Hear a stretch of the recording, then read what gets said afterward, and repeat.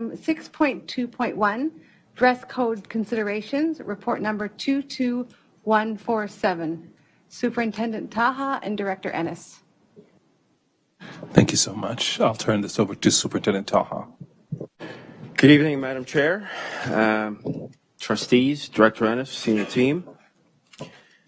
Before you for information is a report that is pursuant to a motion that you had passed in September of 2022, September 21st, 2022, where the Board of Trustees requested that Director Ennis bring forward for information factors that we ought to consider as an organization if we are to implement a dress code and whether that's advisable or not.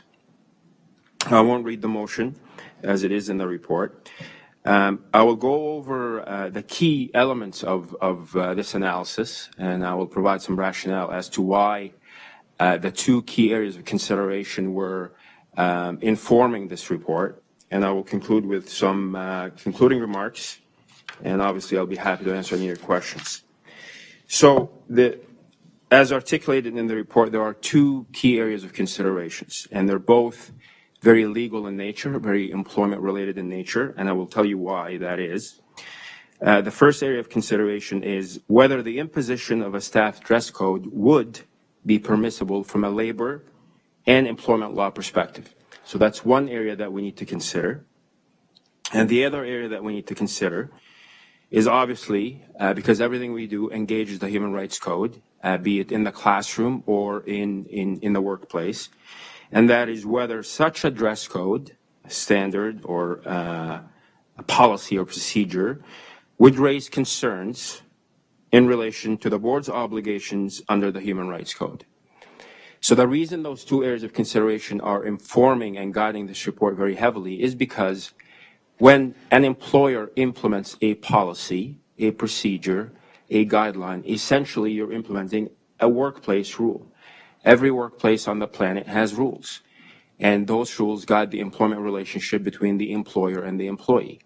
So when you're considering a workplace rule, which is an operational matter, I want to be clear about that. It's the dress code of an employee is an everyday operational matter, and it's within the purview of not trustees, but within the purview of the senior team. So when you're considering a dress code or a workplace rule, you ought to consider those two employment-related pieces and obviously the Human Rights Code. So that's why those two key considerations are informing what this analysis, because ultimately we're talking about a rule in the workplace that says you ought to look a certain way or dress a certain way or present yourself in a certain way.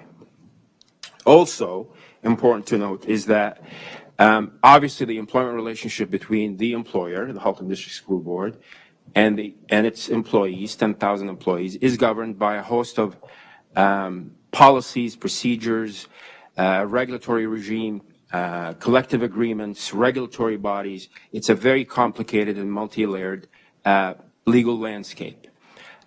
With that said, as you know, our collective agreements have expired. They expired on August 31st, 2022. How do I forget? And so, even if we are to say, you know what, implementing a dress code standard or a grooming standard or any workplace rule for that matter is a good idea, we can't do that at this point because we are under something called the statutory freeze.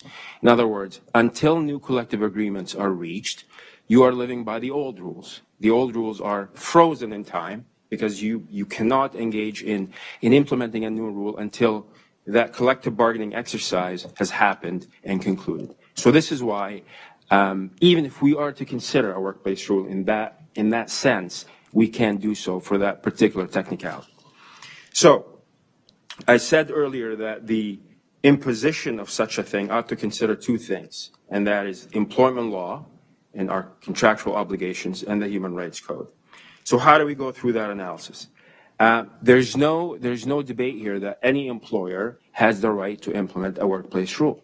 It's part of management's rights.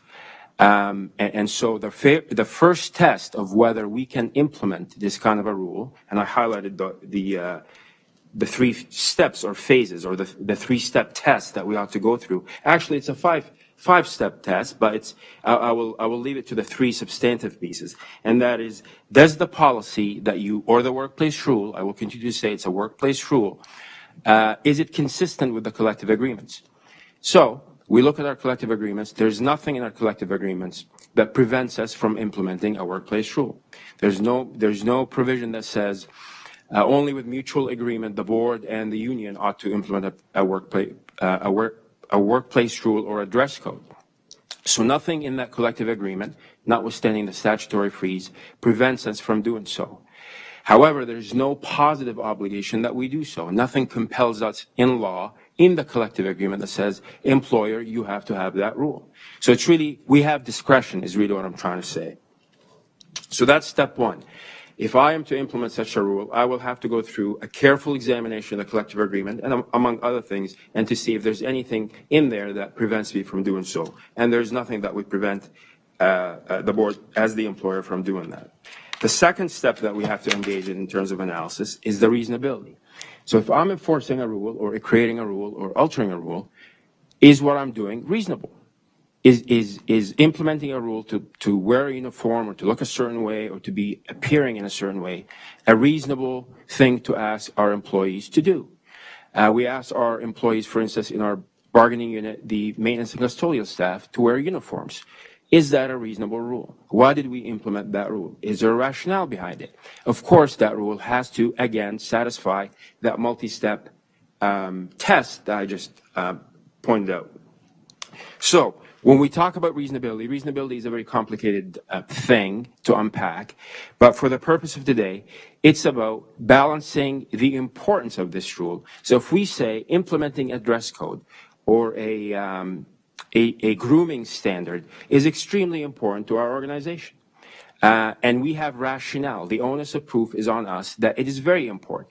It's subjective, empirical in nature. We implement this rule because we say there's primacy for health and safety. Or we implement this rule because we say, well, this is important because we deliver services that hinge on that rule. So the burden of proof is on us to establish that.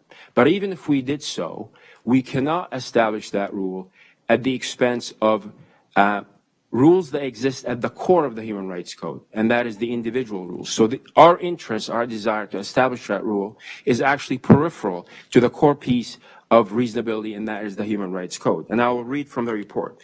In assessing whether an employer's dress and grooming standards are reasonable, arbitrators will often engage in a balancing of the employer's legitimate business interest with employees' interest in personal expression.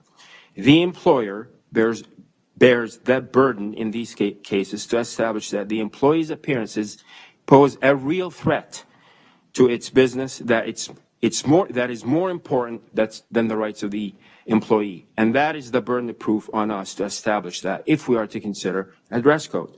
To say nothing about the ambiguity and the lack of ambiguity and the clarity, cogently clear what the rule says to the employee, otherwise it's not enforceable.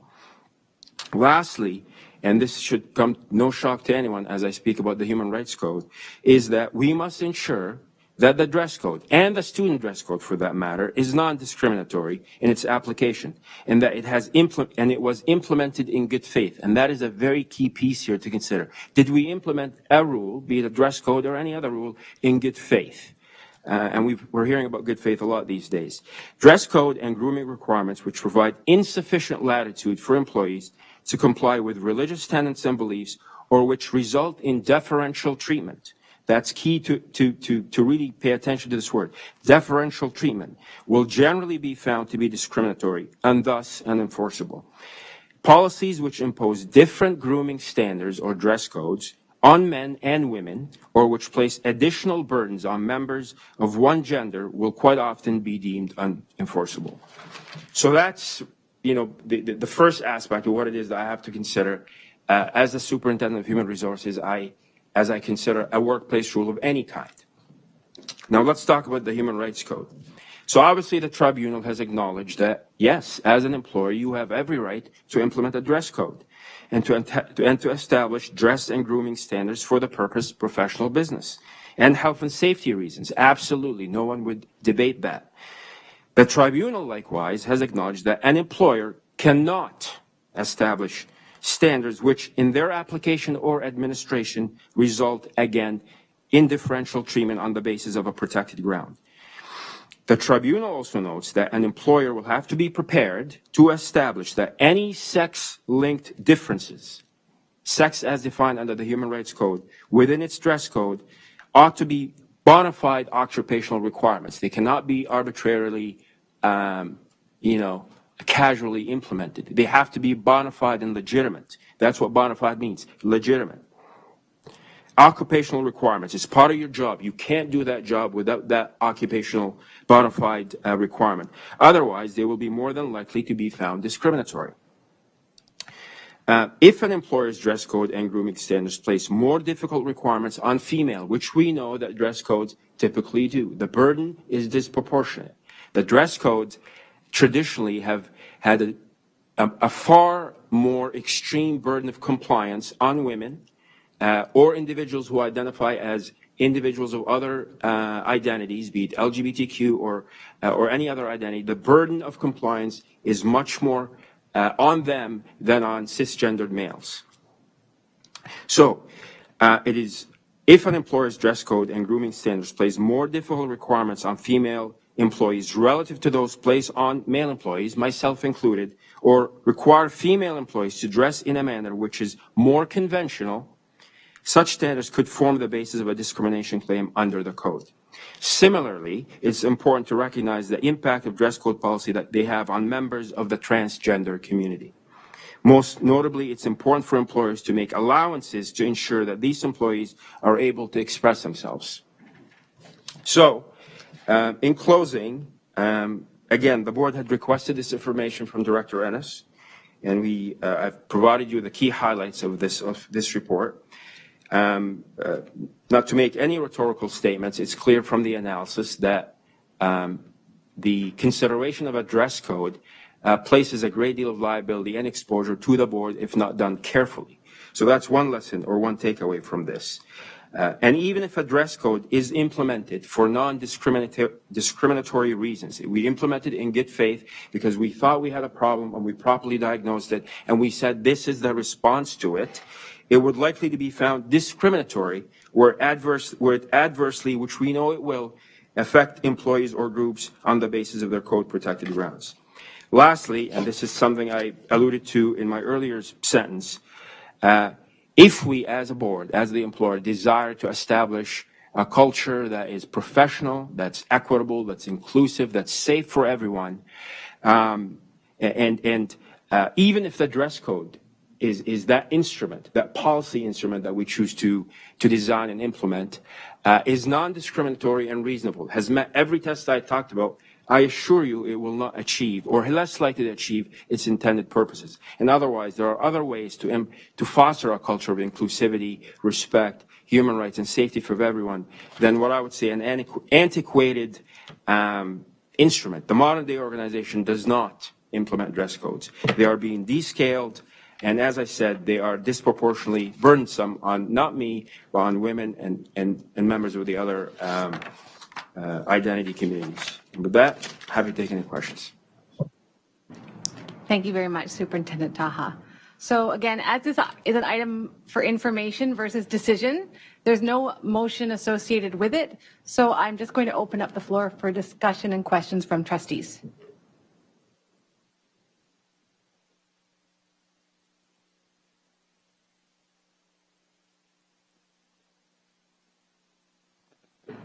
Trustee Rocha. Thank you. Through you, Chair. Superintendent Taha, thank you very much for that very detailed report.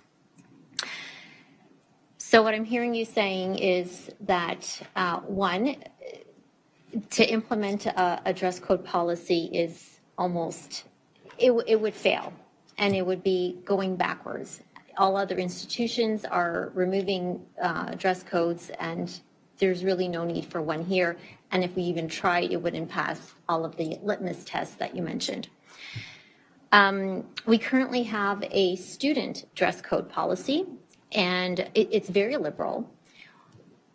Would that be something that could be applied to the staff?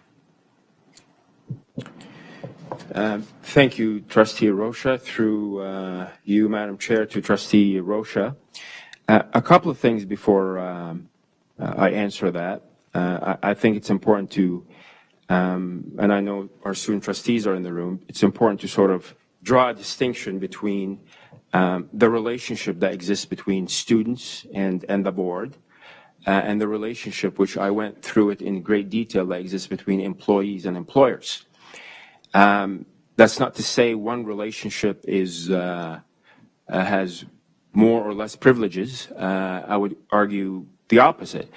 But the relationship that exists between boards and students is one that is enshrined in the Education Act. When we drop off our kids at school, we're essentially placing the board in something called loco parentis. Thank you. In other words, it's Latin for in the place of parents. That's exactly what we're doing. So that is the kind of relationship that exists between the board as loco parentis, in the place, standing in the place of parents, and the relationship with students. Now, the relationship that exists between employees and employers is much more complicated and more, I shouldn't say litigious, more legalistic. It's a bargain relationship. Yeah. You know, the bargain is you offer me services and I offer you pay. It's rooted in all sorts of legislative conventions, laws, et cetera, et cetera. So the relationship is entirely different. So to consolidate the two into one standard of dress code or standard of conduct is problematic in a legal sense because the relationship is different, but also it's problematic principally because, again, the spirit of that relationship, we would be missing the point. But I also want to highlight that I know this is a question that had come in the past. I know that the student dress code has existed for quite some time. My colleague, Superintendent Pardeberg, is well aware of the deliberations and the discussions and the challenges that we've had as we implement a student dress code. And to your point, you said it was a liberal dress code. And as I said, these dress codes ought to be even descaled further. But here's what I say. To those who think that the absence of a staff dress code suggests that the staff are not held to the same norms that exist for students is untrue, because staff are also bound by all sorts of codes of conduct, the regulatory bodies, the employment equity policy, the employee code of conduct, the respect for work policy, the human rights. So we are bound by those pieces of legislation. So the absence of a dress code does not in any way, and I'll say this again, does not in any way, to the extent that there's a violation of a dress code, any potential dress code, the absence of expressly written policy does not prevent me from saying, you know what, that shirt that you have on is offensive because it has racial slurs on it. Nothing would stop me from doing that, even the absence of a dress code. So I wanted to draw that distinction. Yes, there is a student dress code. I'm not sure if it's enshrined in law. It may be, hence that notion of a positive requirement. I don't know if we must have a student dress code. I can't speak to that. But we don't have a positive requirement to have a staff dress code. But the absence of it, again, I will stress again, does not in any way prevent me from saying, you know what you have on, you can't have on, if it's a violation of a dress code.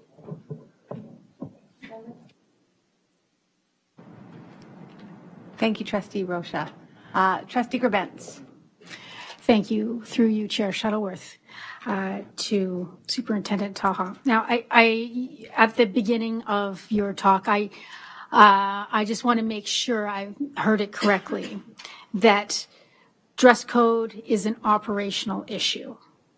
It falls under the operational realm. So it isn't even in the purview of trustees to even contemplate this at the table. Through you, Trustee Grebenz, through Chair Shuttleworth to Trustee Grebenz, I did speak about what a dress code expressly means. It's a workplace rule. The employment relationship that governs our interactions with our employees is the purview of civil servants, myself included, and Director Ennis. So it's not a matter of governance. No, dress code is everyday operational matters. You are correct. Thank you. Thank you very much. Vice Chair Harrison. Thank you. Through you, Madam Chair. In the memo or report on page 2, it speaks to necessity to protect workplace health and safety. And if that's not done through a dress code, could you speak to the other ways that workplace health and safety are or are not addressed each and every day? Thank you, Vice Chair Harrison, through Chair Shuttleworth, to you and the rest of the trustees. Obviously, the Occupational Health and Safety Act is an overarching piece of legislation that governs health and safety matters in the workplace. As an employer, as everyone in this room knows, we have to take every reasonable precaution to ensure that the workplace is safe, free from hazards. And hazards are not only physical, they could be psychological, they could be emotional, domestic violence, and sexual harassment. It engages the code. So the Occupational Health and Safety Act is a powerful source of authority that we have to ensure health and safety is upheld in the workplace, be it physical health and safety, psychological, and so on. There's all sorts of mechanisms in place through the Ministry of Labor, through our own health and safety department, through our processes to enter into any concern in relation to health and safety. There's a joint health and safety committee in every one of our schools that do inspections, and they will, part of their mandate under the Occupational Health and Safety Act, to identify any occupational health and safety hazards or health issues in the workplace. And they do so in the ordinary course, and this is no different.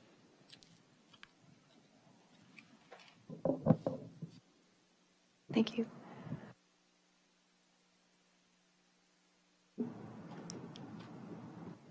Thank you. Are there any further questions?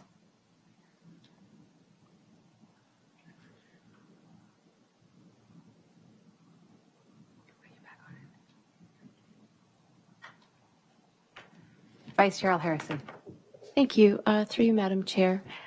Could you just refresh my memory, if you've mentioned it already, just with respect to the key challenges that you see or that have been enunciated in this memo with respect to staff dress codes? So I'm imagining there have been legal tests and so on.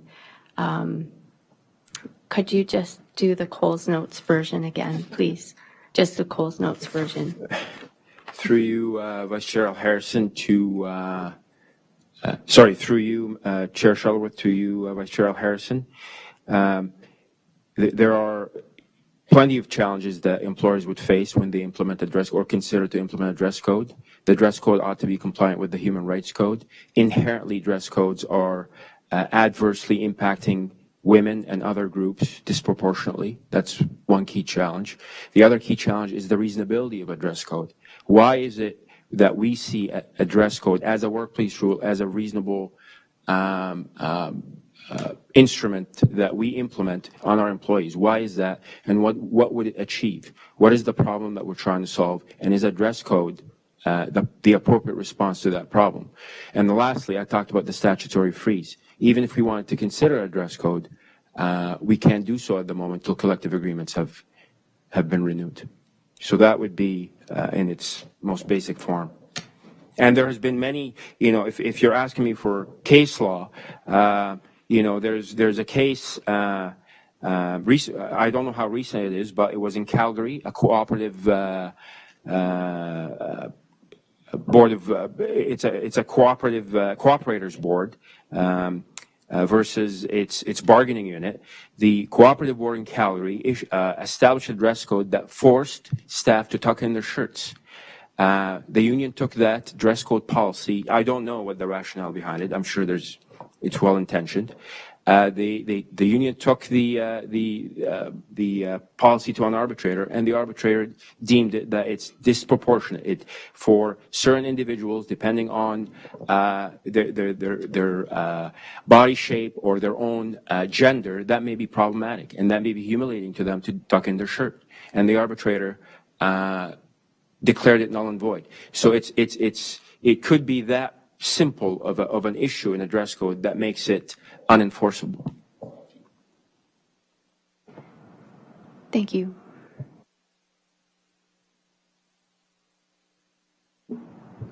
Are there any further questions before we move on? Superintendent Taha, thank you so much. I know how much research and time you put into this, and really, really appreciate the full report that you've given us tonight. Thank you.